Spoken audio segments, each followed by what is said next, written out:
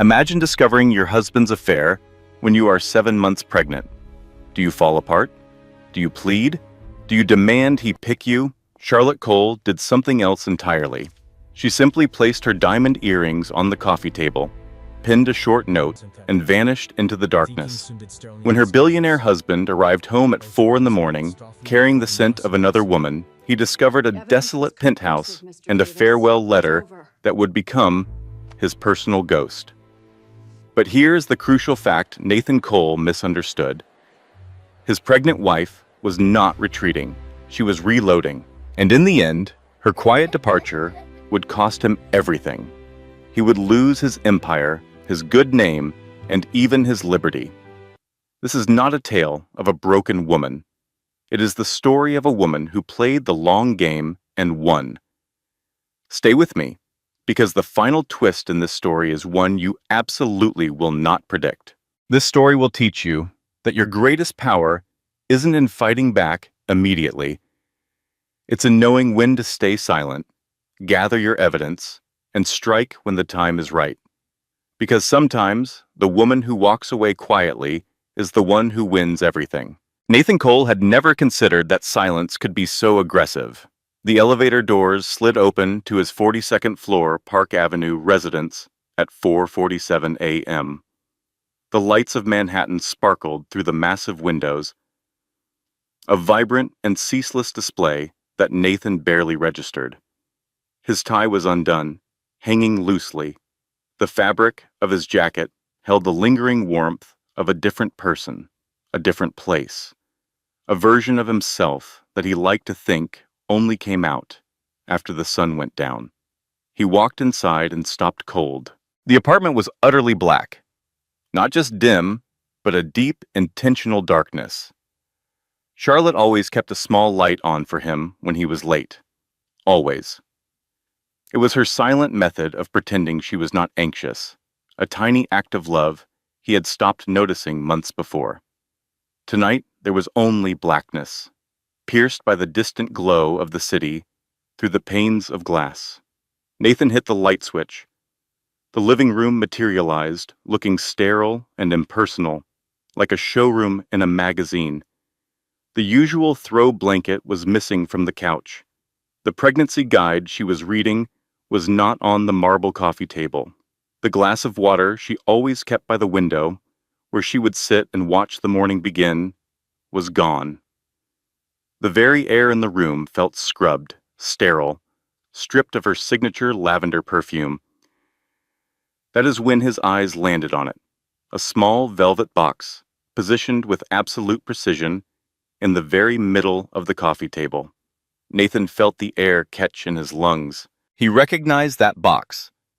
He had purchased it 7 years prior, on an impulsive afternoon, when he still thought love could be measured in material things, when he still felt the need to prove himself at all.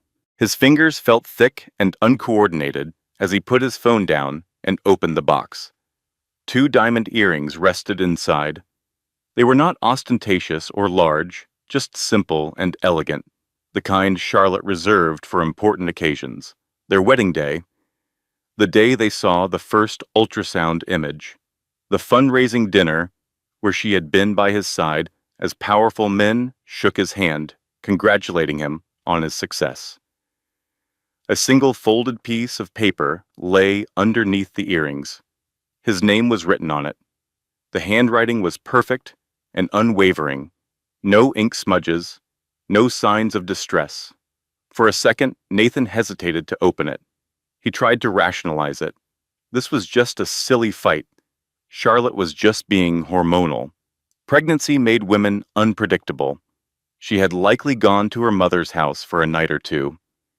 He could smooth this over. He was good at smoothing things over. But the apartment told a story of finality. Her coat was missing from its hook in the hall. The little framed sonogram picture was gone from the side table.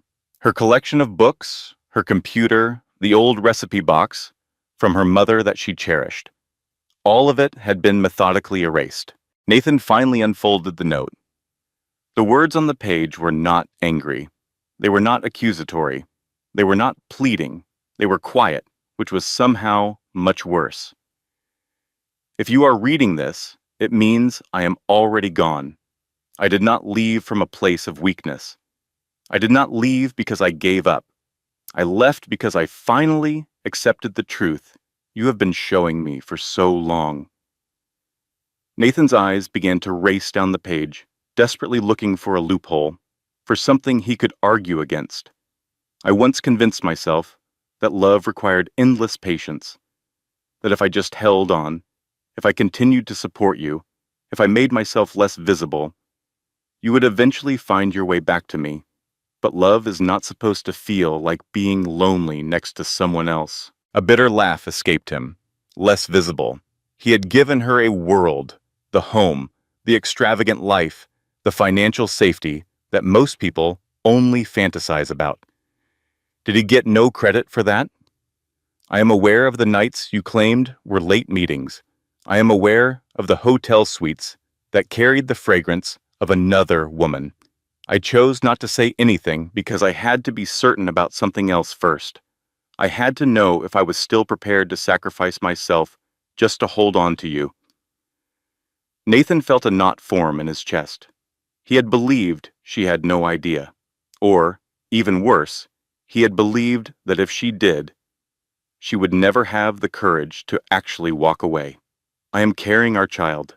Every choice I make is no longer just for me. It has another heartbeat attached to it. I cannot bring a child into a home where the unspoken things cause more pain than arguments, where being faithful is seen as a burden. He shot up from his seat and started pacing. Outside, the city kept humming along, completely unmoved. The distant sound of a car horn drifted up from 42 stories down. A siren wailed somewhere and then disappeared. The world was continuing on, oblivious to the fact that his was falling apart. This is not about getting even. I am not doing this to make you suffer. I am doing this because if I stayed, our child would learn the wrong things about love, that it demands you to be humiliated, that it means you must endure everything, even at the cost of your own dignity. Nathan's mouth was suddenly dry. The letter was too composed. That was the issue. It offered him no emotional outburst to brush aside, no list of demands he could bargain with. I know you will try to dismiss this. You will blame my pregnancy hormones. You will tell yourself that I will return once I have had time to cool off. I will not. His phone lit up on the table. It was Vivian. Her message was flippant and bright, asking if he got home okay. An image came through right after. 2 champagne glasses, expensive silk bedding. Her smile was cropped in a way that felt deliberately seductive. Nathan looked from the glowing screen to the stark white paper in his hand. I am taking with me only the things that are truly mine, my dignity, our child, and a future I will not have to plead for. Do not try to find me. If there was ever a part of you that loved me, grant me this one last thing. The signature was just her name, Charlotte. Her name stood alone, no decorative hearts, no desperate postscript, no offer to talk things over. Nathan sank back onto the couch, the cold leather shocking his hands. For the first time all night, he felt it. A cold, unfamiliar sensation slithering up his spine, pure fear. Because in the stunning silence of his perfect home, Nathan Cole finally understood a truth he had been trying to ignore for months. This was not a bluff. This was not some kind of emotional test. His pregnant wife did not leave to get a reaction out of him. She left because she had nothing left to give. And buried beneath all his pride and self-deception, an even more terrifying idea began to take shape. An idea he could not push away. What if this was not a spur-of-the-moment decision? What if she had known this was coming long before he did? What if, while he was carelessly dismantling their life, his pregnant wife had been carefully building her escape? Nathan read the letter a second time, and then a third. The penthouse once a symbol of his success, now felt like a vast, empty cavern. And for the very first time in his adult life, Nathan Cole had no clue what his next move was. The clock rewinds 18 months. Charlotte Hayes was not searching for a husband. She was hunting for business. The charity fundraiser at the Museum of Natural History was the perfect venue for her boutique interior design company. It was filled with wealthy patrons with extravagant tastes, the kind of people who redecorated their homes as casually as other people buy clothes. Charlotte had rehearsed her sales pitch that morning, fiddled with her modest Nordstrom dress, and vowed to give out no less than 15 business cards by the end of the night. She gave out only 2, and both of them went to the same man, Nathan Cole. He had spotted her by herself near the fossil collection, where she was feigning interest in a Tyrannosaurus Rex, but was really just avoiding a woman who wanted to talk about baby nurseries. "I can't stand these events," he said, suddenly next to her, holding 2 glasses of champagne. "Everyone acts like they care about some charity they'll forget about by morning." Charlotte took the offered glass automatically. "So why are you here?" she asked. A smile touched his lips. "Because my financial advisor tells me that large donations are good for my taxes." She laughed out loud. "Well, that is refreshingly candid. I have found that being direct is more efficient." He held out his hand. "Nathan Cole." She recognized the name instantly. In New York, it was impossible not to. Cole Technologies had graced the cover of Forbes magazine 2 times that year. This man was valued at over $200 million and looked like he had been styled for the cover of a business journal. Charlotte accepted his handshake, trying to appear nonchalant. "Charlotte Hayes. I design spaces." "For wealthy clients? With more money than style?" he guessed. "Something along those lines," she admitted. Nathan's grin widened. "I have a feeling I am going to like you." And that is how it all started. What followed was a complete whirlwind. There were spontaneous weekend trips to Paris on a private jet, dinner reservations at restaurants that had 6-month waiting lists. So many flower arrangements were sent to her small Brooklyn apartment that her neighbors began to wonder if she had suffered a recent loss. After 3 months, Charlotte's mother, Linda, came up from Virginia. At 62, Linda had spent 3 decades cleaning the homes of the ultra-rich. She understood the way those men behaved. She saw the signs. "Honey," her mother said in a low voice, while Nathan was out of the room, "a man in that much of a hurry is often running away from himself." Charlotte dismissed her concerns. "Mama, he is not running. He just knows what he wants." "There is a fine line between knowing what you want and needing to be in control," Linda replied, her tone soft but insistent. "Just make me a promise. Always have your own money, your own circle of friends, your own identity." Charlotte gave her word. It was a promise she would break. It only took 6 months for her to marry Nathan Cole in a wedding so lavish it cost more than her mother's entire house. She signed a prenuptial agreement she barely glanced at, mostly because Nathan's lawyer made her feel rushed, and Nathan himself looked wounded that she would even question it. For him, she gave up everything: her apartment in Brooklyn, her long-standing clients, and her own independence. She moved into his penthouse on Park Avenue and simply became Mrs. Cole.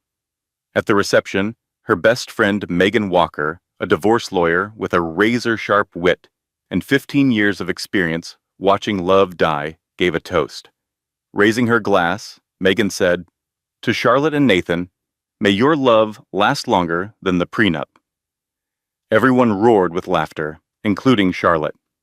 What she didn't realize was that Megan had actually read all 47 pages of that agreement, and she had no memory of what Megan whispered to her later that night. A piece of advice Charlotte would tuck away and forget. "If you ever have to leave him, document absolutely everything. Text messages, emails, all the receipts. Not because you are being paranoid, but because the courts don't believe a woman's tears. They only believe a woman's evidence. Charlotte had just smiled, hugged her friend, and promised she would be careful. Then she stepped into her new life, and bit by bit, without ever really noticing, she started to fade away. On a Tuesday morning in March, the pregnancy test showed two distinct lines.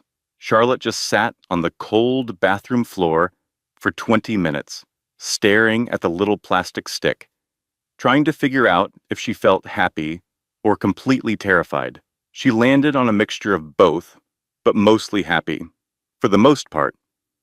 They had been married for a year, and things were not exactly perfect. Nathan was always working. He would check his phone in the middle of a dinner, take business calls during movies, and had recently started to fall asleep before she could even finish telling him about her day. But she told herself this was normal. This is what success required. Every article she read about powerful men always mentioned the sacrifices their families had to make. Charlotte convinced herself that she could make those sacrifices too. She began planning a big, elaborate surprise to tell him the news. The first ultrasound was scheduled in 2 weeks. Her plan was to hide the picture in a gift box, wrap it perfectly, and give it to him at their favorite restaurant. Nathan always loved surprises and grand gestures. She was sure this would remind him of exactly why he fell in love with her. The dinner reservation was for 7 o'clock on a Saturday night. At 5 o'clock, Nathan sent a text to cancel. He said there was an emergency board meeting. Investors were flying in from Singapore, and he absolutely could not miss it. He ended the text with, "Rain check?" Charlotte just sat in her closet for a full hour, still in the new dress she had bought just for this dinner, with the unopened gift box resting on her lap. She ended up telling him the news over leftover pasta at 11 that night. Nathan immediately hugged her. He picked her up, spun her around the kitchen, and said all the perfect things. "This is incredible. We are going to be a family. I just cannot believe it." But even as he held her, his phone buzzed twice. He checked it both times. Charlotte told herself that this was also normal. The first trimester was a blur of constant nausea and deep exhaustion. For the first couple of weeks, Nathan would talk to her belly every single night. He told their future child all about the New York skyline, about the importance of ambition, and how you could have anything you wanted if you just worked hard enough. By the second month, those nightly chats happened only once a week. By the third month, they had stopped completely. Nathan began to travel a lot more. He was always going to Chicago, Los Angeles, or Miami. He claimed they were all investor meetings, that he was closing big deals and building their future. More often than not, Charlotte found herself eating dinner by herself. She would just stare at the city lights reflecting in the window as her food grew cold. She eventually stopped asking when he would be home, because his answer never changed. "Late. Don't wait up for me." She learned to adjust. She always did. Her first ultrasound was scheduled for a Thursday afternoon. Nathan swore he would be there. He put it on his calendar and even set 3 separate reminders. He never showed up.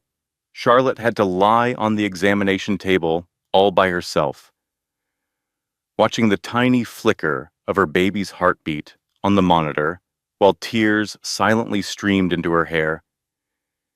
The technician kindly pretended she did not see them. She must have seen this scenario play out every day. Pregnant women with missing husbands. It was the same sad story in examination rooms all over the city. Later, Charlotte finally broke down and cried in the parking garage. Not because anything was wrong with her baby, but because she knew something was deeply wrong with her marriage. She could finally admit it to herself. After that day, the gifts started showing up. Expensive jewelry, bouquets of flowers, and designer handbags. Every single gift came with an apology note. "Sorry I missed the appointment." Sorry I have been so busy. Sorry I am not the husband you deserve. Charlotte accepted every gift because it was so much easier than admitting the truth. They felt like payments, like bribes from a man who was trying to buy his way out of a guilt he refused to look at too closely. She started to notice a subtle shift in the way Nathan looked at her. It was not outright cruelty, just a distracted and impatient air. He started kissing her on the cheek instead of the lips. He would claim he was too exhausted for intimacy. He stopped asking how she was feeling because he just assumed that if she was there, she must be fine. The first time she smelled a strange perfume on his jacket, Charlotte said nothing. The second time, she just washed the jacket herself.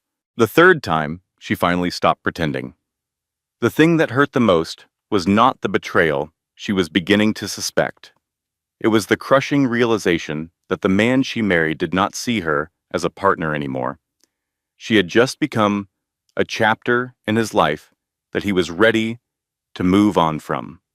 So, Charlotte started to watch him, quietly and very carefully. She began to see patterns that she had previously ignored. The late nights that always seemed to happen on Tuesdays and Thursdays. The business trips that she was never invited on anymore. The way Nathan always kept his phone face down on the table, always locked, and always just beyond her reach.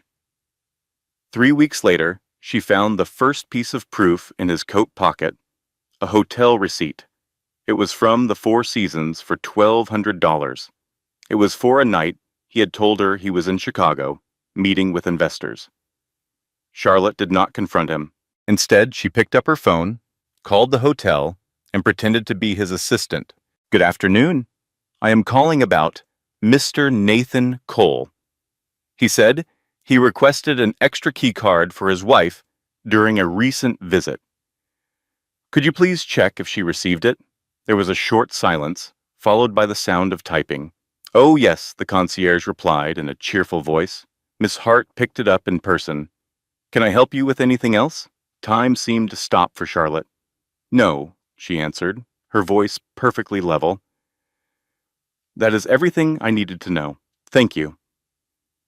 She ended the call and sat in the quiet of the large apartment, pressing her hands to her stomach and feeling her baby move. Vivian Hart. Charlotte had met her one time at a work function. She was young, beautiful, and driven. She was the kind of woman who would smile at wives with a look of poorly hidden pity.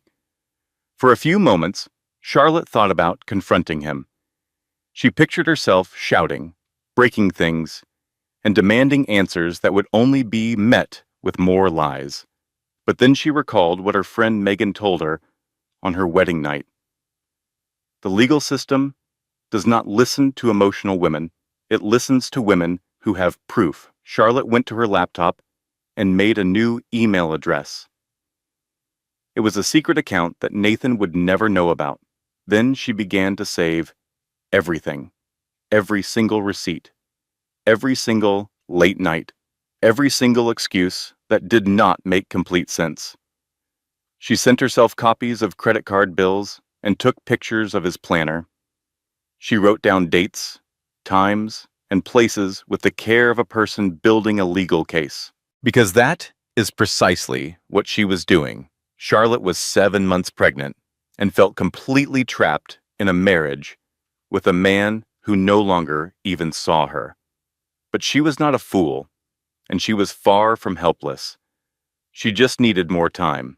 She needed time to gather all her proof, time to create a solid plan, and time to figure out how to leave a man who was worth $200 million without losing her child and everything else she cared about. That night, she lay awake in bed next to Nathan, who was snoring softly. His phone on the nightstand kept buzzing with messages he was sure she knew nothing about. Charlotte rested a hand on her stomach and made a silent vow. "I will get us out of this. I promise. Both of us. I just have to be smart about it." She closed her eyes, and she started to plan her escape. At 2 in the morning, she sat at the kitchen table, surrounded by the silence of the massive penthouse. Her hand was perfectly steady as she wrote. There were no tears and no drama. She just wrote the truth, distilled into the simple words she needed him to hear. She wrote about feeling lonely. She wrote about always waiting. She wrote about the slow, painful realization that love should never feel like a test of endurance. She never once mentioned Vivian's name. She did not have to. The evidence she had collected would speak for itself. When she was done, Charlotte read the letter one last time, folded it neatly, and slipped it into an envelope with Nathan's name written on the front. Then she started to pack. She did not take very much. Just one suitcase, her laptop, and all her medical records. She also took the folder of evidence that she had been building for months. The last thing she packed was her mother's old recipe box, the one connection to her past life that she could not bear to part with. She left the diamond earrings behind. Charlotte placed the velvet box right on the coffee table, where she knew Nathan could not miss it. It was a symbol, a final goodbye, and a message that was louder than any letter. It said, "I am leaving everything you bought for me. I am only taking what I earned." At 4 in the morning, Charlotte stood for the last time in the doorway of the apartment that had been her home for 3 years. The city lights sparkled outside the giant windows, both beautiful and completely indifferent. Somewhere in that city, her husband was asleep in another woman's bed, fully expecting his pregnant wife to be waiting for him when he came home. She would not be there. Charlotte pulled the door shut, and the quiet click echoed with a sense of finality. She rode the elevator down 42 floors, walked across the marble lobby, and got into a car she had booked the previous night under a different name. Have you ever felt so trapped that you had to run to save yourself? This is a story about a woman who did just that, leaving behind a life of immense wealth that was really just a beautiful cage. It is a reminder that your real worth is not what you have, but who you are. If you know someone who needs to hear that, stay with me. The driver never asked a single question, just as Charlotte had paid him not to. As the car sped away from Park Avenue, she watched the towering building fade in the rear-view mirror. An entire 3-year chapter of her life was trapped inside that monument of glass and steel. 3 years spent shrinking herself to fit into a life that was never hers. She was done with that. Facing forward, she rested both hands on her belly. The baby gave a strong, steady kick in response. "I know," Charlotte whispered softly. "We are finally going somewhere safe. I promise you." The journey was a grueling 12 hours. Charlotte had thought about hiding somewhere else in the city, in a place Nathan would never consider looking. But she knew how vast his resources were. She understood his influence. She knew he could find anyone he truly wanted to find. She needed to vanish without a trace. Her mother's house in Virginia offered the perfect refuge. It was a small, weathered home in a blue-collar neighborhood that a man like Nathan Cole would never dream of visiting. The lawn was overgrown, and the paint was flaking off the siding. Inside, the air was thick with the familiar smell of the same meals Linda Hayes had been cooking for 3 decades. It was exactly what she needed. Charlotte finally pulled up at 4 o'clock in the afternoon, feeling sick and bone-tired from the long drive. Her mother stood waiting on the porch with her arms crossed, her face a mask of neutrality. Linda Hayes had only gotten one text message that morning. It said, "Coming home. Need help. Do not tell anyone." She did not need to ask any questions. The moment Charlotte stepped out of the car, she completely broke down. Linda closed the distance from the porch in 3 quick steps, wrapping her daughter in a firm embrace. There was no judgment in her touch. There was no hint of an "I told you so." There was only the solid, comforting strength of a woman who had faced far worse and survived. "I am such a fool," Charlotte cried into her mother's shoulder. "You tried to tell me." Megan tried to tell me. Everyone could see it except for me. Linda gently stroked her hair. "You are not a fool. You are just a woman who fell in love. There is no shame in that." She leaned back, making eye contact with her daughter. But staying with him? That would have been foolish. Inside, Charlotte collapsed onto the old living room couch. The cushions were flattened, and the fabric was faded from years of use. But it felt more like home than the lavish penthouse ever did. Linda brought her a glass of water and some crackers, but did not push her to talk. She knew that some stories need their own time to be told. When she was ready, Charlotte explained everything. She talked about the other woman, the proof she had found, and the letter she had left for Nathan. She voiced her terror that he would come for her, for the baby, and for everything she had managed to escape. Linda listened patiently, not saying a word until she was finished. When Charlotte fell silent, her mother gave a slow, deliberate nod.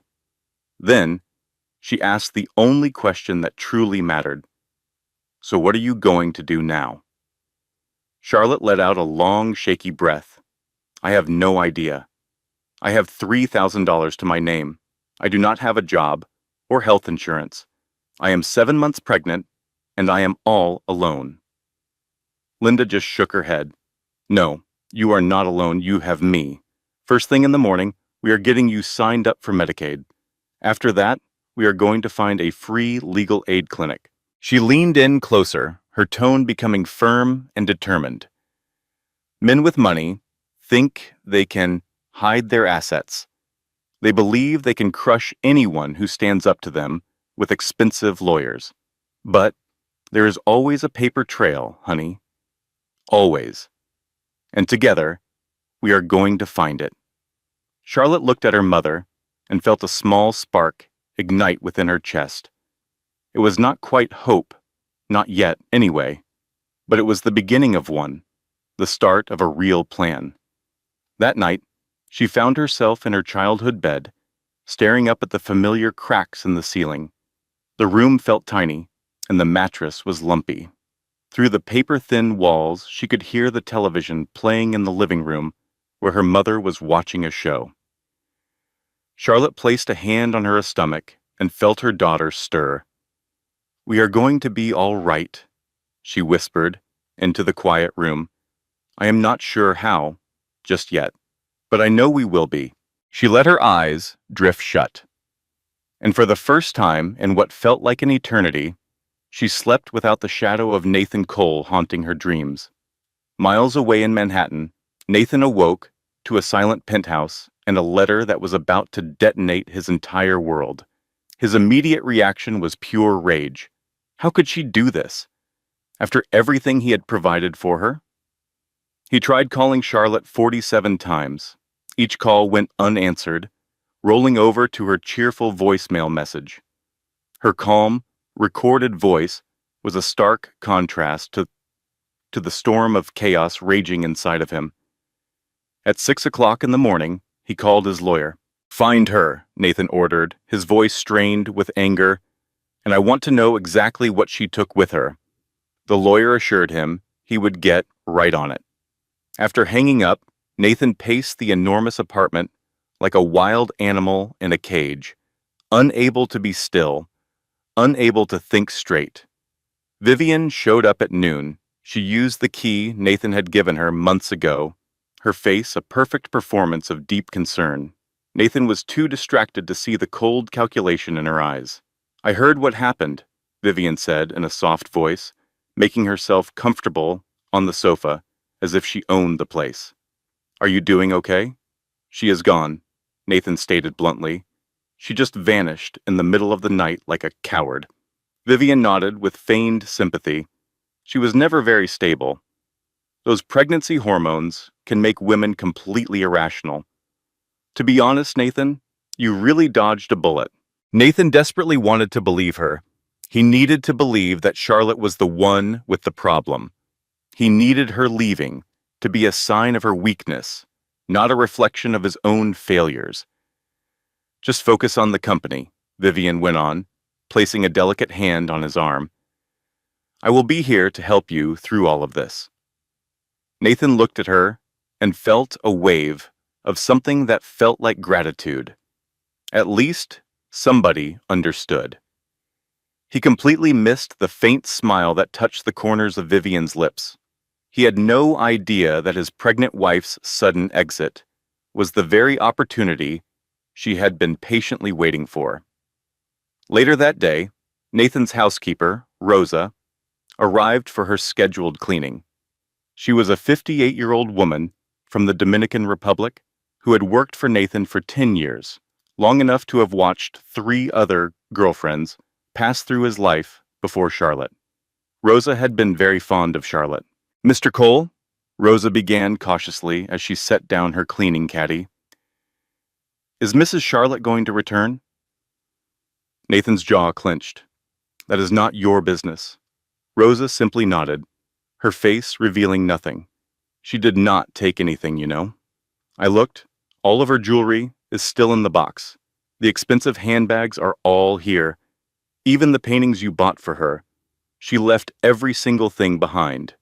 Nathan just stared at her. And, Rosa said, with a steady gaze, a woman who leaves with nothing is not leaving for your money. She is leaving to get away from something that money cannot fix. Nathan opened his mouth to argue, but Rosa had already turned her back, pulling out the vacuum cleaner, with the finality of someone who had said her piece. Nathan was left standing alone in the vast, empty penthouse. The letter was still on the coffee table, and the diamond earrings she had left behind sparkled in the afternoon sun. For the very first time since he found her gone, a seed of doubt began to sprout in his mind. What if Rosa was right? What if his pregnant wife had not left him out of weakness? What if she had left because she was far stronger than he had ever imagined? The papers were delivered 2 weeks after Charlotte's escape. She was at her mother's kitchen table with her laptop open, looking up information on Medicaid eligibility when the doorbell chimed. Linda answered the door and came back holding an envelope so thick it could have been a paperback book. You have been served, Linda said in a low voice, placing the documents on the table in front of her daughter. Charlotte's hands trembled as she tore open the envelope. A flood of legal documents covered the table, filled with confusing jargon, baseless accusations, and demands that made her feel sick to her stomach. Nathan was accusing her of abandoning their marriage. He was freezing every one of their joint bank accounts. He was demanding the return of all marital property, including the very diamond earrings she had intentionally left for him. But the worst part, the part that stole her breath, was his accusation of parental alienation because she had left while pregnant. Charlotte had to read the final paragraph 3 times as her vision started to blur. The petitioner seeks emergency custody of the unborn child and requests the court to mandate the respondent undergo a psychiatric evaluation to determine fitness for parental responsibility. He is trying to take my baby away from me, Charlotte whispered in disbelief. Linda sat down next to her, her expression grim. No, he is trying to scare you, so you will come back to him. There's a very big difference. But in that moment, Charlotte could not see it. All she saw was a mountain of legal paperwork, an army of expensive lawyers, and the terrifying thought that she had made a horrible, life-ruining mistake by leaving. Her fingers shook as she picked up her phone and dialed the number of the one person she knew she could trust. Megan picked up on the second ring. In a single breathless torrent of words, Charlotte told her everything: the legal papers, the false accusations, the threat of losing her baby, the mandatory psychiatric evaluation. Megan listened to it all without a single interruption. When Charlotte finally ran out of words, Megan's voice was perfectly calm and steady. This is just a scare tactic, Charlotte. Not a final move, Megan explained. He is throwing every legal threat he can think of at you, hoping that one of them will make you break. Powerful men do this constantly. They want you to feel panicked and desperate. They want you to come crawling back so they can regain control. Charlotte wiped the tears from her eyes. So what do I do? For now, nothing, Megan instructed. Do not reply to him. Do not call him. Do not post a single thing on social media. I am getting on a plane this weekend. We are going to handle this together. She paused for a moment, and when she spoke again, her voice was much softer. Charlotte, there is something else I have to tell you. I did not say anything before because I could not prove it. But I have represented 3 other women who are in relationships with Nathan Cole. Charlotte's heart felt like it stopped beating. What? Before he met you, Megan continued, choosing her words carefully, there were 3 other women. They were girlfriends, not wives. He got each of them pregnant, then he paid them to disappear and forced them to sign non-disclosure agreements. You are not his first victim, Charlotte. You're just the first one he actually married. The entire kitchen seemed to spin around Charlotte. She clutched the table's edge, trying to brace herself against the shocking new reality. He does the same thing every time, Megan had said, and when someone has a pattern, you can expose it. Charlotte glanced at the legal documents spread out before her. The false claims, the menacing letters, the whole strategy to make her look like she was mentally unstable. In an instant, her perspective shifted completely. Nathan was not trying to fix their marriage. He was trying to salvage his own reputation. He was running the same exact game plan he had used on 3 other women. But this time, Charlotte thought with a cold determination, he picked a fight with the wrong wife. Megan showed up in Virginia just 3 days later, towing a rolling suitcase behind her like a seasoned pro who flies in for emergencies. After a quick hug with Charlotte, she immediately began arranging files on the kitchen table. Okay, here is our situation, Megan said, getting straight down to business. Nathan's accusations are meant to scare you, not to actually hold up in court. To claim parental alienation, he has to prove you are interfering with his relationship with the baby. You cannot interfere with something that does not exist yet because the baby is not even born. She pointed to another paper. The request for a psychiatric evaluation is just a move to scare you. Any half-decent judge will see right through that nonsense. And the freezing of your assets? That is precisely why we have all the evidence you collected. Charlotte gave a small nod, feeling more grounded than she had in weeks. Megan's certainty was infectious. But there is one more thing, Megan went on. Something we can really use against him. She took out a different folder, opening it to show a stack of printed emails, photos, and bank statements. Nathan has been stashing money away for years, Megan laid out.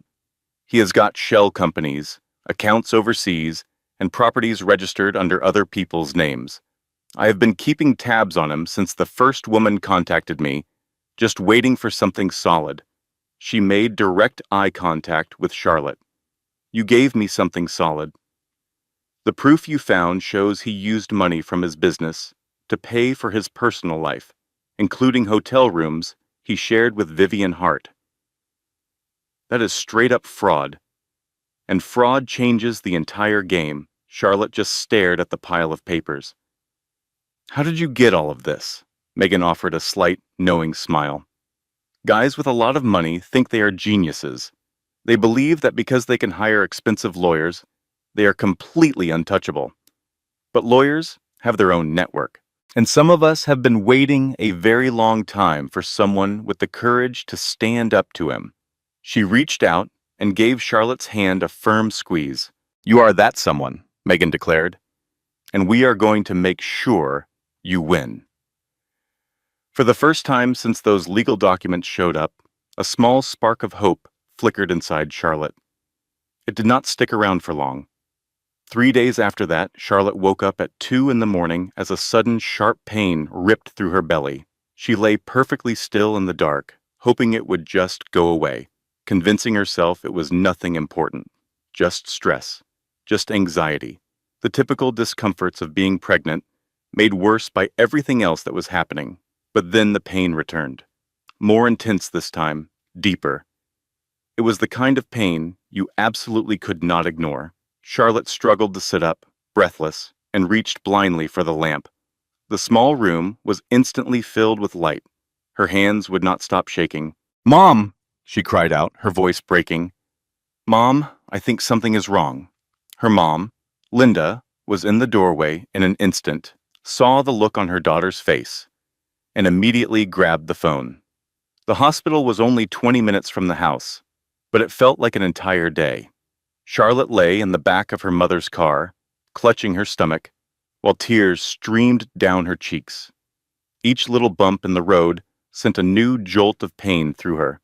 Every single minute felt like it would never end. "Please," she kept whispering. "Please, please." She did not know if she was praying, or pleading, or just desperately holding on. Once they got to the emergency room, everything became a confusing whirl of harsh lights and hurried voices. Machines were beeping all around. People were pressing on her stomach. Someone was asking her questions she could hardly process. "Your blood pressure is at a dangerous level," a doctor told her, his expression grim. "We have to get you stabilized right away. If we cannot get this under control soon, we might have to deliver the baby early." "Early?" Charlotte's voice trembled. "But I am only 32 weeks along." The doctor's face softened just a little. "We are going to try everything we possibly can, but I really need you to try to stay calm. Getting stressed out is only going to make things worse. Calm."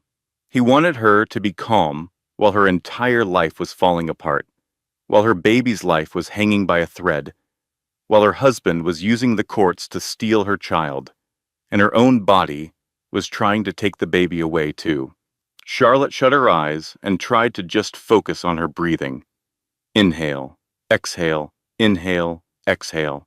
The hours dragged on. The test results started coming in. Medicine slowly dripped into her arm from an IV. At last, as the first light of morning started to show through the windows, the doctor came back. "The baby is doing okay," he announced, "and your blood pressure is starting to come down. But you have to get some rest. I mean real rest. You need to avoid all stress. That means no legal fights, no arguments. Your body just can't take it at the moment." Charlotte gave a weak nod, overcome with immense relief. It had been so close, terrifyingly close. Later, when she was finally by herself, in the room with the quiet hum of the monitors, Charlotte rested both hands on her belly and felt her daughter give a little kick. "I am so sorry," she whispered to her. "I am so, so sorry. I swear I will do a better job. I swear I will keep you safe." The baby kicked once more, almost like she was answering. As Charlotte lay there in the hospital bed, staring up at the ceiling, a powerful realization hit her. With absolute clarity, she finally understood that she had been playing his game. She was just reacting to whatever he threw at her, letting his lawyers call all the shots. That had to stop. Starting right now, that was going to change. She would fight this battle her way on her own terms, and this was a battle she was going to win. Charlotte left the hospital 3 days later with a long list of rules and a bag full of prescriptions. Her mother drove her home with extreme care, dodging every single pothole and speed bump as if the car itself were fragile. For the next week, Charlotte did next to nothing. She slept a lot. She only ate when Linda brought her food. She would sit on the porch during the warm afternoons, watching the birds in the unkempt yard. She never opened her email. She never looked at any legal papers. She refused to think about Nathan Cole, except for those fleeting moments right before falling asleep when his face would pop into her mind, and she would forcefully push the image away. Her body began to recover. Her mind started to heal, though much more slowly, and when she finally felt ready to open her laptop again, she discovered an email from Megan that was about to change the entire game. I found someone who can help us, Megan's message said. Her name is Helen Russo. She was a family court judge for 28 years before she retired. Now she does free legal work for women in your exact position. She would like to meet with you. Charlotte just looked at the words on the screen for a long time. After a long moment, she typed back two simple words. Set it up. Helen Russo was 68 years old with a full head of silver hair and an intimidating presence. She pulled up to Linda's house in a practical-looking sedan, wearing a blazer that probably cost more than all the furniture in the living room. Her handshake was strong. Her gaze seemed to take in every single detail. Charlotte Hayes, Helen said, taking a seat at the kitchen table as if she already owned the place. I have gone through your entire file. The amount of documentation you have is quite impressive. Most women in your shoes do not start collecting proof until it is far too late. Megan was the one who told me to, Charlotte confessed. That was before I even realized I was going to need it. Helen gave a nod of respect. You have a smart friend. She took a breath. I have dealt with men just like Nathan Cole hundreds of times. They believe their money makes them invincible. They believe their high-priced lawyers can crush anyone who dares to stand up to them. They assume women like you will eventually just quit because the fight is too exhausting. She leaned in closer. So, are you going to quit? Charlotte's mind flashed back to the hospital, to the constant beeping of the machines, to the terrifying feeling that she was about to lose everything. No, she said, her voice quiet but firm. I am not going to quit. Helen smiled. It was not a comforting smile. It was the kind of smile that said she had been waiting to hear exactly that. Excellent. Now, here is our plan. She laid out several documents on the table, using her finger to point out specific names and figures as she talked. Nathan is making 3 huge mistakes, Helen began. First, he is not taking you seriously. He actually thinks these legal threats will be enough to make you back down. Second, he thinks he is more powerful than he really is. That request for a psychiatric evaluation is a joke. Any judge with experience will see right through it. And third, the most important mistake is that he is putting his trust in the absolute wrong people. Her finger came to rest on one name, Vivian Hart. Nathan is convinced Vivian has his back, Helen explained. She does not. I have been keeping an eye on her for 3 years now. I have linked her to the downfall of at least 2 other companies, men who put their faith in her, men who ended up with nothing. Charlotte looked confused. So, you are saying she is playing the same game with Nathan? I am saying that Nathan Cole is so obsessed with beating you that he is completely blind to the real danger right next to him.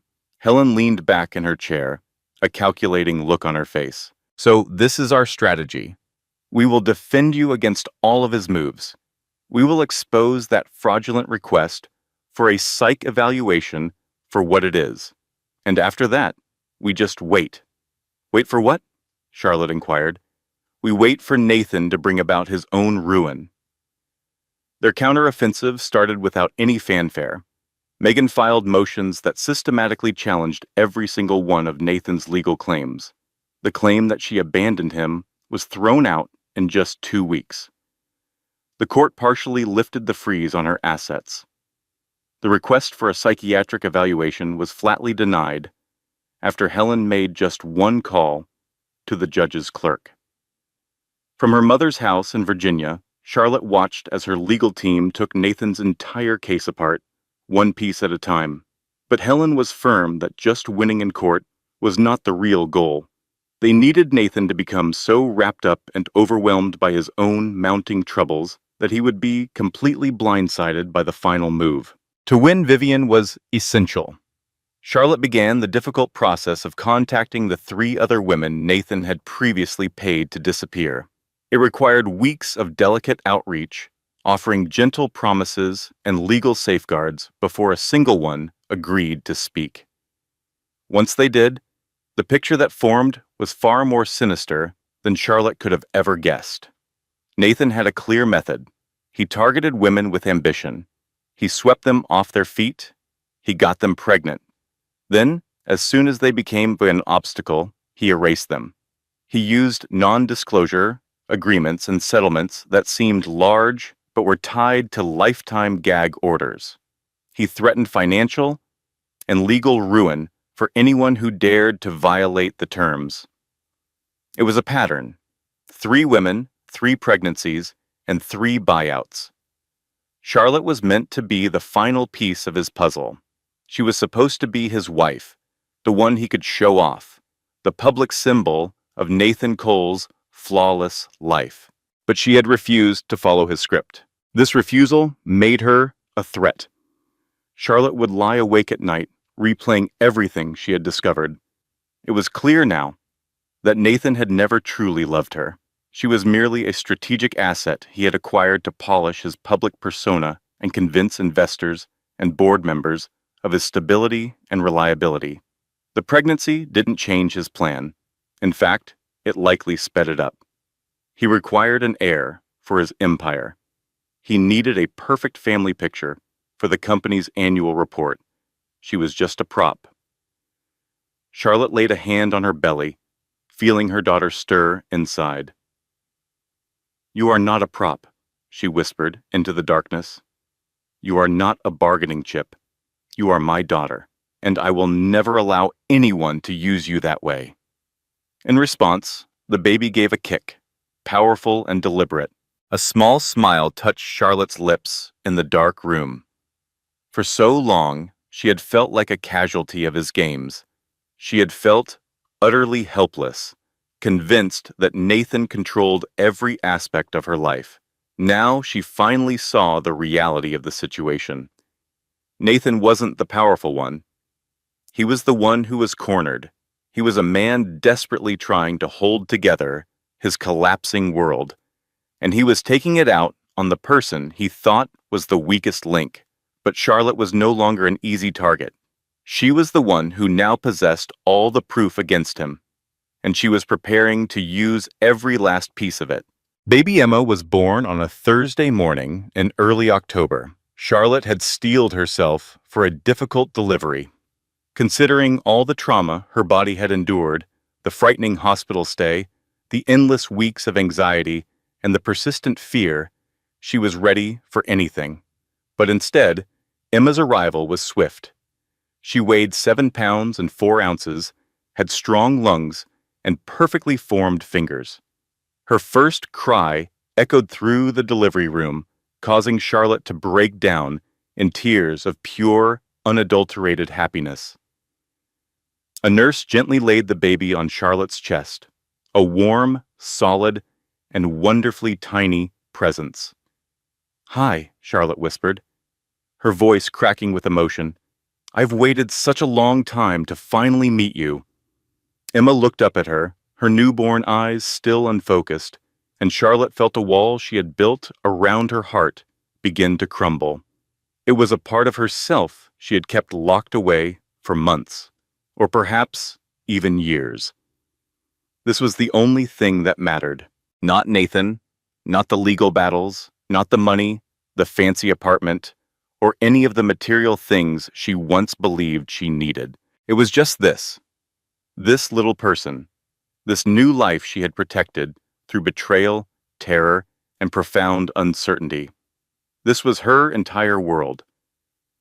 An hour later, Linda came into the room, clutching a stuffed elephant and crying almost as hard as Charlotte had. "She's perfect," Linda said, her fingers trembling as she gently stroked Emma's cheek. "Absolutely perfect." Charlotte could only nod, too overwhelmed with emotion to speak. Later that evening, after the visitors had left and Emma was sleeping soundly in the hospital bassinet, Charlotte glanced at her phone. There were 16 missed calls from Nathan's attorneys. There were 0 from Nathan himself. She gazed at the screen for a long time. Then, she deliberately placed the phone face down on the table and turned her attention back to her daughter. "You deserve so much more than him," Charlotte said in a soft voice, "and I'm going to make sure you have it." The custody hearing was set for 3 weeks after Emma was born. Charlotte entered the courthouse, flanked by Helen Russo on one side and Megan on the other. Emma was safe at home with Linda. Charlotte had left behind enough pumped milk to last for a week and had given her daughter's forehead around 400 goodbye kisses before she left. Now she was standing in a marble-lined hallway just outside the family court, dressed in a plain black dress, radiating the calm assurance of a woman with nothing more to fear. Nathan was already seated inside with his legal entourage, 4 lawyers in expensive suits, looking busy and self-important as they organized their papers. Nathan sat at the head of their table, his jaw clenched and his eyes glued to the door. The moment Charlotte walked in, their eyes locked. For a brief instant, a strange expression crossed Nathan's face. It might have been surprise, or perhaps it was recognition. She had changed. She was thinner now, with a harder edge to her expression. She no longer looked like the wife who had vanished, but rather like someone who had come back with a clear mission. Charlotte met his gaze for a count of 3. Then she deliberately looked away and took her place at the opposing table. The proceedings began. Nathan's lawyers laid out their case with practiced efficiency. They painted Charlotte as emotionally unstable. They claimed she had deserted the marriage without any notice. They accused her of preventing a father from seeing his own child. They suggested she was an unfit mother. Helen Russo listened to it all, her face completely unreadable. When her turn came, she rose from her chair with deliberate slowness and spoke to the court with the confidence of a lawyer who had seen it all before. "Your Honor," she started, "the respondent did not desert her marriage. She fled from a well-documented history of emotional abuse and infidelity." She passed a thick folder to the court clerk. "Inside this folder, you will find proof of the petitioner's affair, which includes hotel bills, sworn witness testimony, and financial documents that show marital assets were used to finance romantic trips with his mistress, Vivian Hart." Nathan's lead attorney jumped to his feet. "Objection! This has no bearing on the custody arrangement."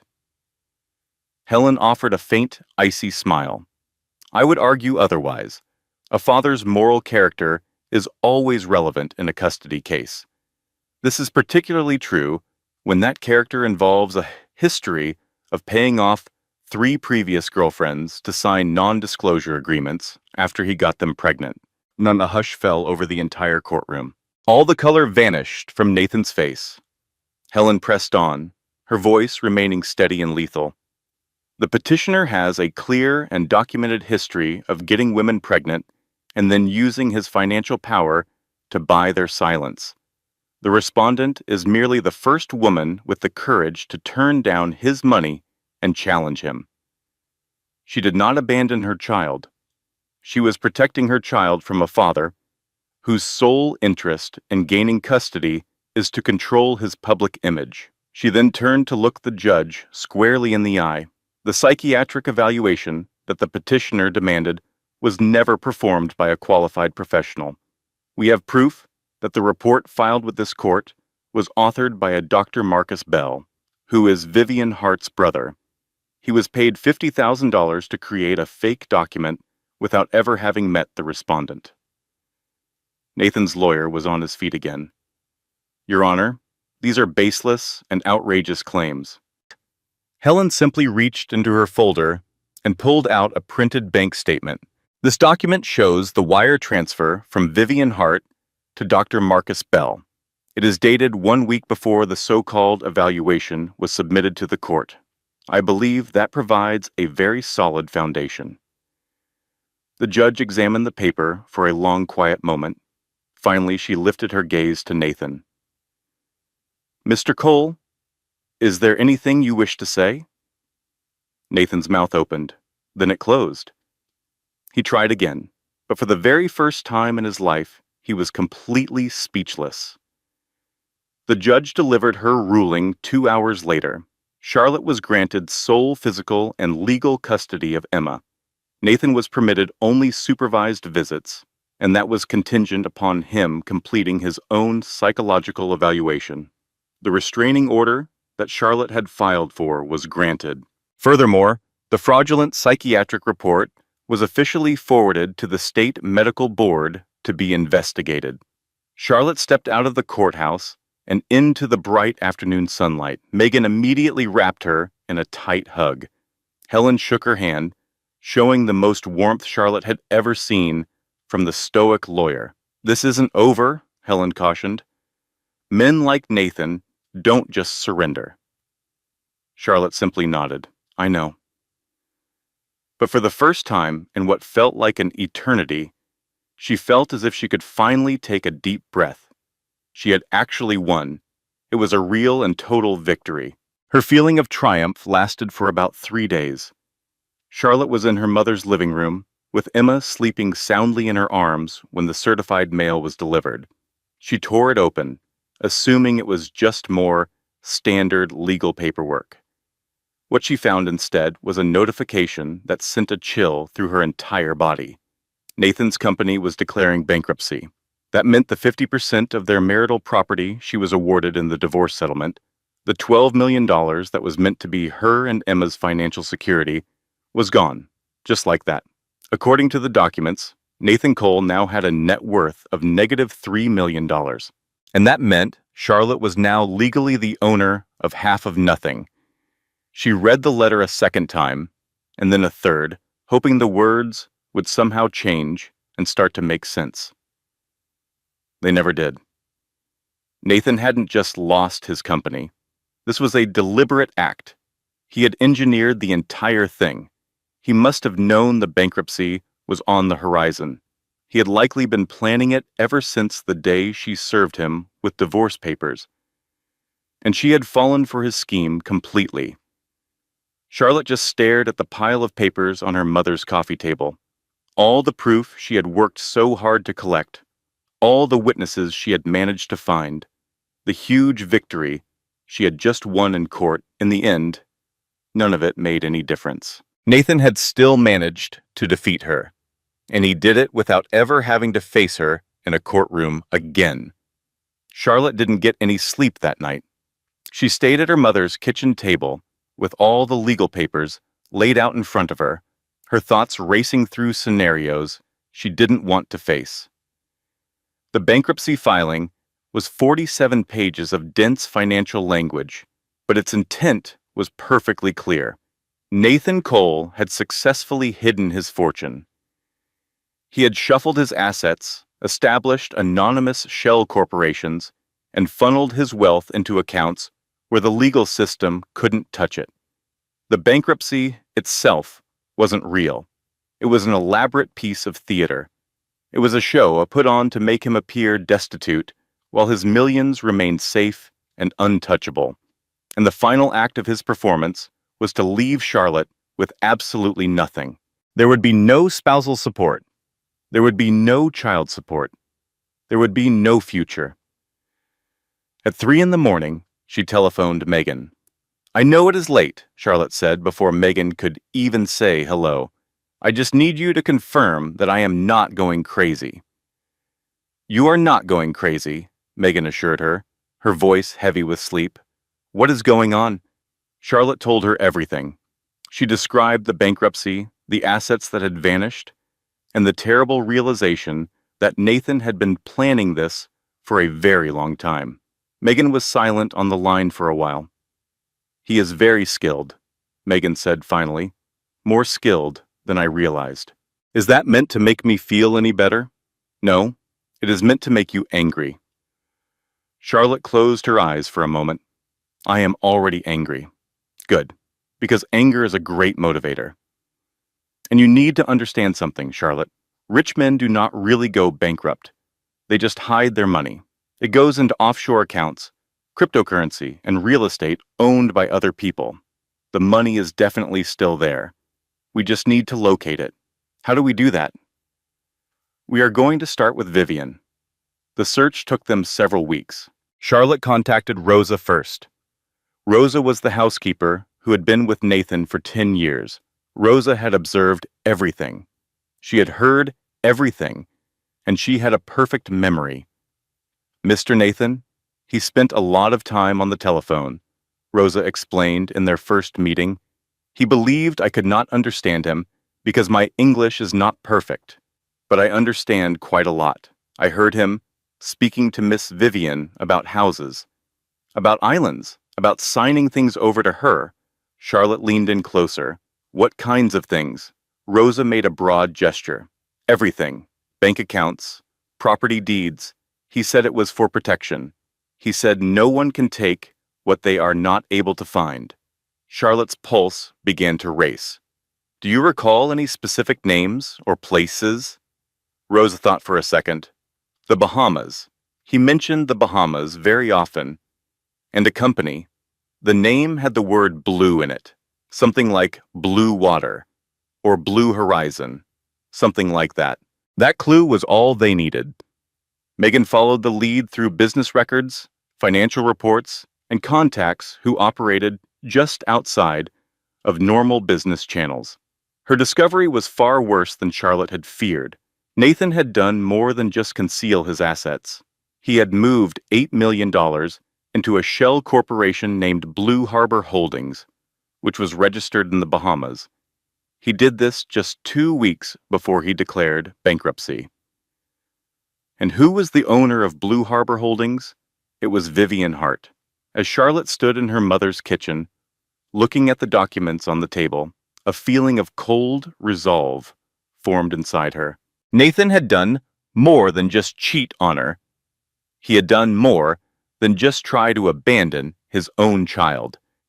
He had planned a sophisticated financial crime with the goal of leaving her with absolutely nothing, while he enjoyed a life of luxury with the woman who helped him ruin their marriage.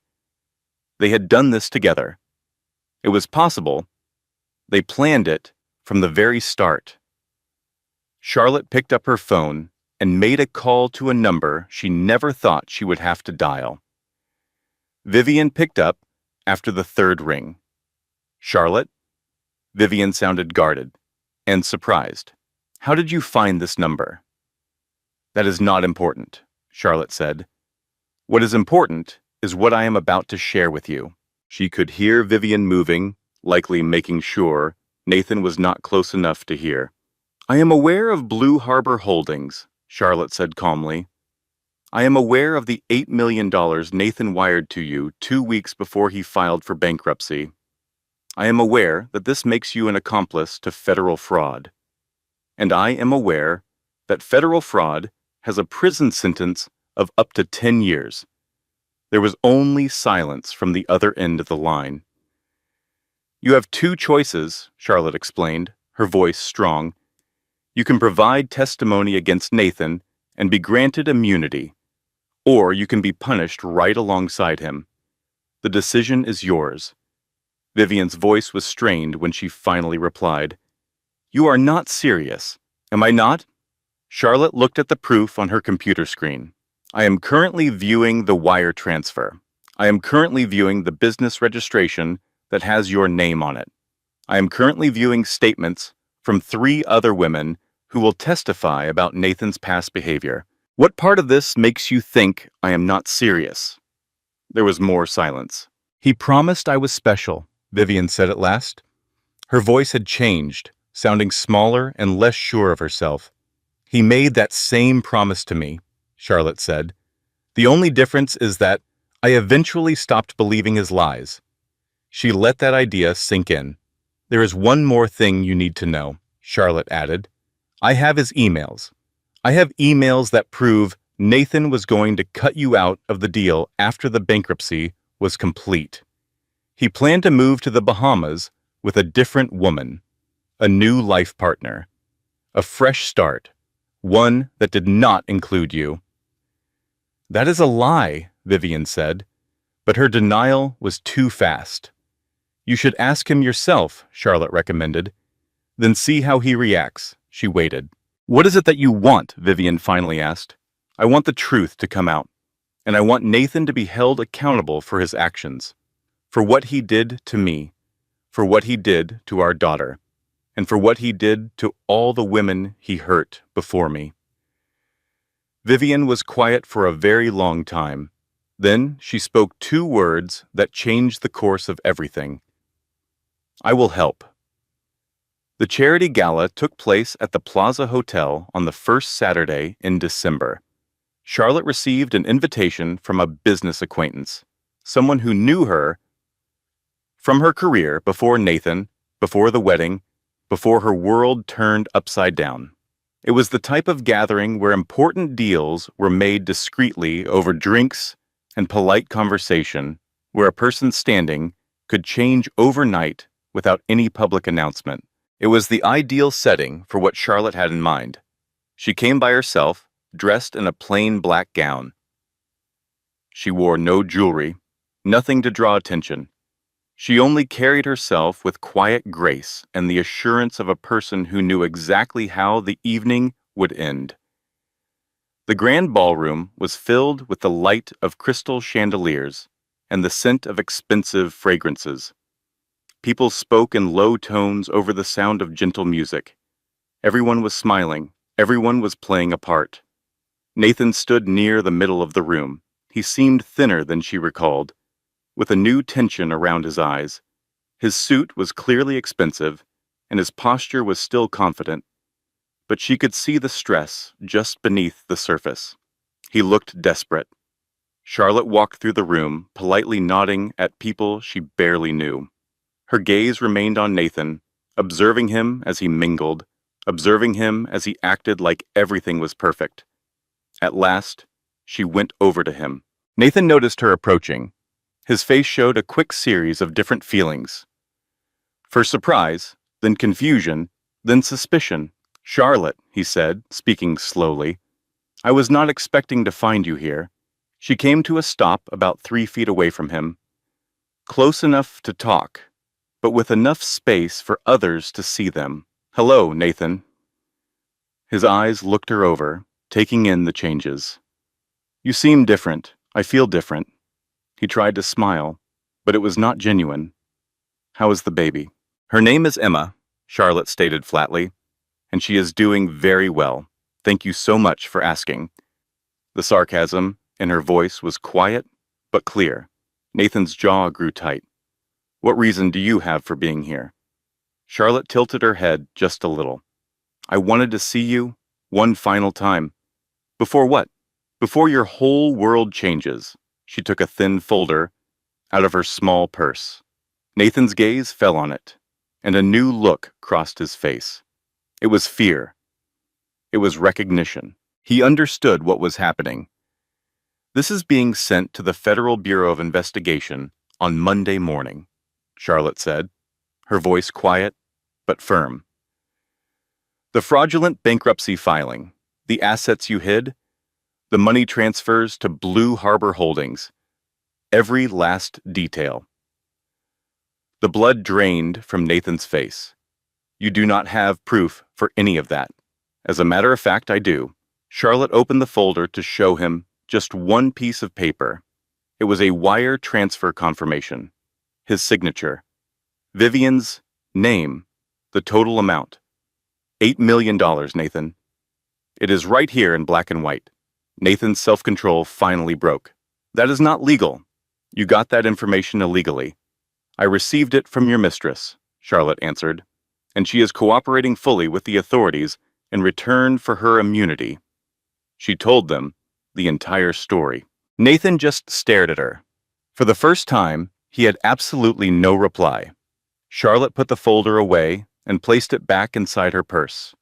"You spent our whole marriage trying to make me feel insignificant," she told him, "like I was invisible, like I was worthless. You believed that if you silenced me for long enough, I would eventually just fade away. But there is something you never understood, Nathan. I was not staying quiet because I was weak. I was staying quiet because I was paying attention." She took one step closer, dropping her voice so that only he could hear her.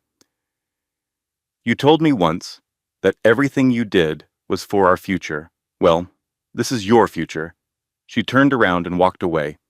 Behind her, she could hear Nathan say her name, his voice now filled with desperation. "Charlotte, wait," he pleaded. "We can talk about this. We can figure something out." But she never slowed her pace. She never once looked back. In the months that followed, his entire empire crumbled.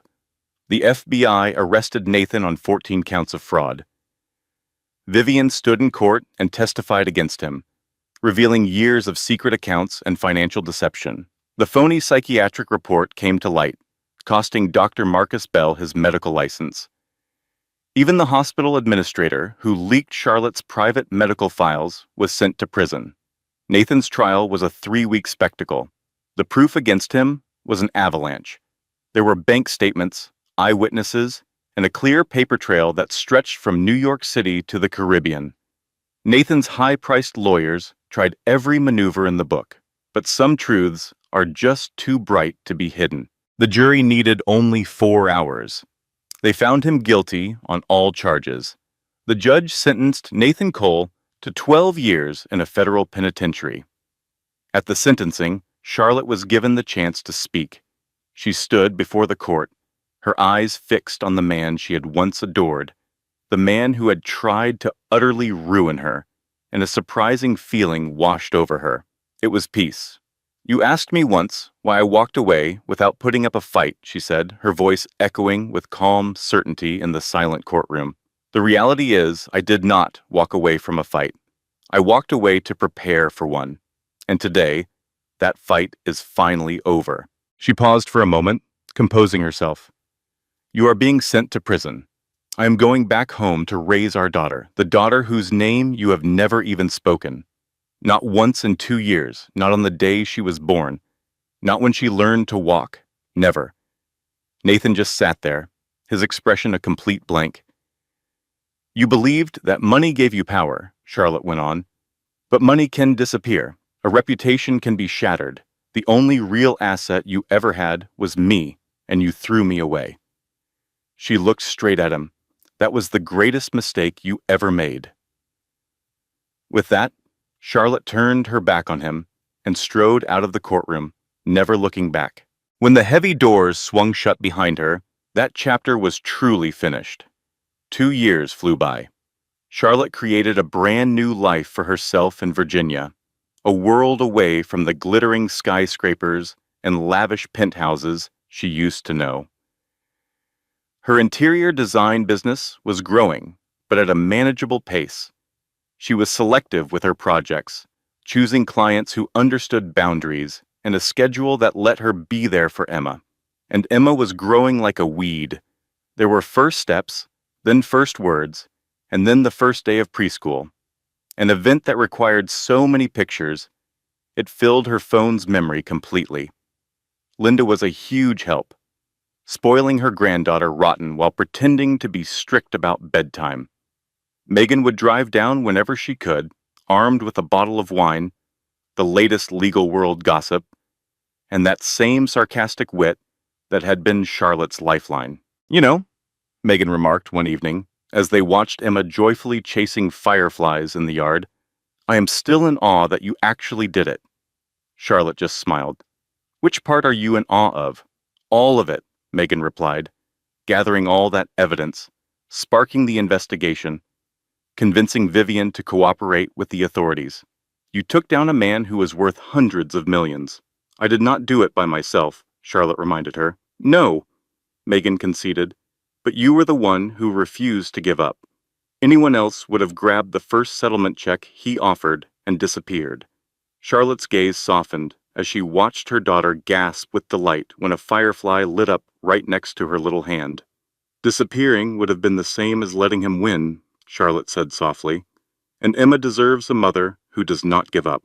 Megan held up her wine glass in a toast. To not giving up. Charlotte gently tapped her glass against her friend's. To not giving up. A new romance entered her life, not with a bang, but with a quiet, steady warmth. David Mitchell had been a friend of Charlotte's in high school, long before Nathan and New York changed everything. He was now a history teacher at the local middle school. He was kind, patient, and completely uninterested in money or social standing. They reconnected in the most unlikely of settings. The grocery store. Charlotte was struggling with a wobbly shopping cart while Emma was trying to scale a mountain of cereal boxes. "Need a hand with that?" David asked, suddenly appearing at her side with a warm smile. Charlotte looked up, the recognition dawning on her face, and she started to laugh. "Well, that depends. Are you capable of fixing a broken shopping cart and containing a determined toddler at the same time?" As it turned out, he was not a shopping cart mechanic, but he was an expert at making Emma laugh so hard that she completely forgot about her serial climbing expedition. Their relationship started over coffee. That turned into dinner dates. Soon, they were spending weekends at the park together, building elaborate sandcastles and feeding the ducks. David only brought up Nathan one time. "Do you ever want to talk about him?" he asked gently one night, long after Emma had gone to bed. Charlotte thought about it for a moment. "There really is not much worth telling. I was married to a man who couldn't see the real me, so I left, and I built something much better." David simply nodded. "That is all I need to know." And it truly was. Their wedding was an intimate affair with only 30 guests. The ceremony took place in their own backyard, decorated with flowers from the town market. Charlotte wore a dress she found on the rack, without feeling the need to try on 400 different options. Emma served as the flower girl, taking her duties very seriously and scattering petals with the intense focus of a surgeon. Charlotte's mother wept happily through the entire service, dabbing at her eyes and blaming it on allergies. Megan's toast had everyone roaring with laughter. "To Charlotte and David," she began, raising her glass, "may this marriage last significantly longer than the first one," which, let's be honest, is not exactly a high bar. But still, Charlotte laughed with such joy that she nearly drenched her dress in champagne. The celebration continued until the stroke of midnight. Emma eventually drifted off to sleep in her grandmother's arms. Under a canopy of twinkling string lights, David held Charlotte close as they slow danced. His voice was a soft whisper in her ear. "I love you," he said. "I love you too," she replied. And for the first time in what felt like a lifetime, she said those words with every fiber of her being. Life moved forward. Emma started kindergarten. Charlotte's design business began taking on clients in neighboring states. David's middle school debate team, under his coaching, won their first regional title. They purchased a house with a huge backyard and quickly filled it with laughter, clutter, and an abundance of love. Charlotte found herself thinking of Nathan less and less.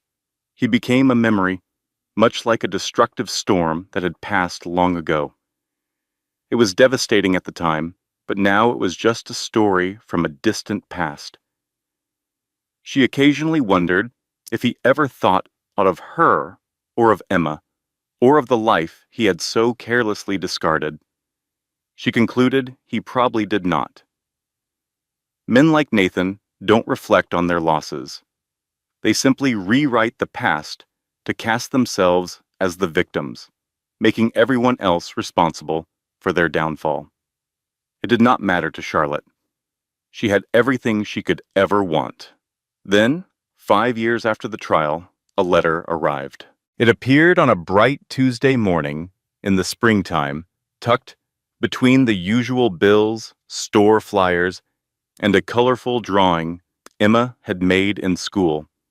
Charlotte almost tossed it aside, but the return address was a federal prison in Pennsylvania. She stood motionless at her kitchen counter for a long time, just staring at the envelope. This was something she had never anticipated. She was not prepared for it. With a deep breath, she tore it open. Inside were 2 pages of handwritten text. It was Nathan's script, instantly recognizable, even after all this time. It began, "Charlotte, I have had a great deal of time to think. 5 years is an eternity when you have nothing but your own thoughts for company. I realize you probably will not even read this. I know I am not entitled to a reply, but I feel I have to say this. I am sorry, and not just because I was caught. For the first 2 years, I convinced myself that was my only mistake. Getting caught, being sloppy, putting my trust in the wrong people. But that is a lie. My real mistake was losing you. It was losing the opportunity to be a father to Emma. It was losing the man I used to be when you still saw the good in me. I have seen pictures from her 5th birthday party. Your mother still sends me Christmas cards, even though I have never written back. Emma has your smile. She looks so happy. She looks so loved. I know I have no right to see any of that, but I am grateful that I did. Charlotte put the letter down for a second, a knot tightening in her chest from an emotion she could not identify. She continued to read. You were right about all of it.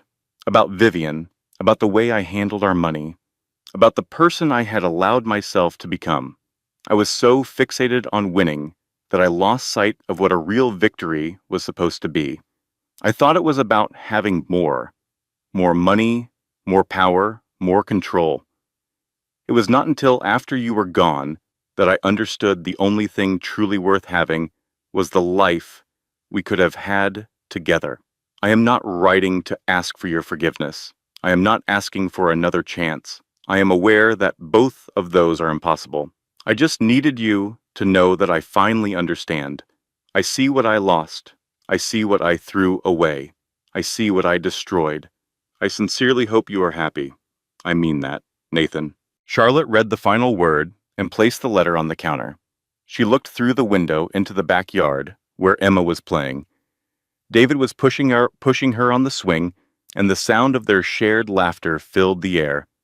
For a brief moment, Charlotte allowed herself to feel the entire wave of emotions, the lingering anger, the old grief, that strange blend of pity and satisfaction that comes from seeing someone finally face the music.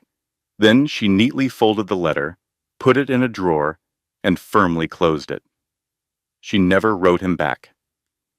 That night, long after Emma was tucked into bed and David was busy grading papers, Charlotte sat alone on the back porch, watching the first stars appear. The letter remained in the drawer. She had not mentioned it to David. Maybe she would one day, maybe not. It did not seem important. Charlotte reflected on the person she was 5 years ago. Terrified, pregnant, and utterly alone, fleeing a life that had become a gilded cage. She remembered the nights spent crying until she was numb, and the days filled with suffocating doubt. And then she thought about her life now, the business she had built from scratch, the loving family she had created, the beautiful daughter who called David Daddy and had no memory of the man who came before. Nathan's letter had asked for nothing, which was perhaps the most genuine thing he had ever offered her. But sitting there under the vast, starry sky, Charlotte had a profound realization. She did not need his apology. She had stopped needing anything from Nathan Cole years ago. True healing, she understood, does not come from the person who caused the wound. It comes from the life you build after they are gone. Life for Charlotte was a beautiful chaos. It was wonderfully imperfect, filled with the loud energy of her 7-year-old and the comforting quiet of her husband's presence. This was the life she never realized she was dreaming of, and it belonged to her. The following day, while searching for her crayons, Emma noticed the drawer was ajar. "Mommy, what's this?" she asked, holding up the envelope with curious eyes. Charlotte gently took it from her. "It is just an old piece of mail, honey." "Who is it from?" "It is from a person I knew a long time ago." Emma processed this with her typical, serious little face. "Was it a friend of yours?" Charlotte just smiled and gathered her daughter into a warm embrace. "No, sweetie, they were not." She slid the letter back inside the drawer and shut it firmly. Taking Emma's hand, she led her into the kitchen. David was at the stove flipping pancakes. and sunlight poured through the windows, promising a perfect day. "Come on," said Charlotte. "Let us go have some breakfast." She had finally put the past where it belonged. Her future was here, in this room, and it was everything. If Charlotte's story resonated with you, if it was a reminder that true strength is choosing the right moment for justice, then please show your support. Go ahead and press the like button so I know to create more content like this. Leave a comment to let me know what you would have done. I personally read all of them, and if you are new here, this is a great time to subscribe. We share powerful news stories each week about overcoming challenges, finding justice, and powerful women who find their voice. Share this story with someone who needs to be reminded of their own strength today, because hearing the right message at the right time can change a person's entire life. Thank you for being part of this community. Thank you for listening to the very end, and always remember, the next chapter of your story has not been written yet. This content was carefully researched, crafted, and manually edited by our team to bring you meaningful lessons and inspiration. Every story we share is designed to empower you,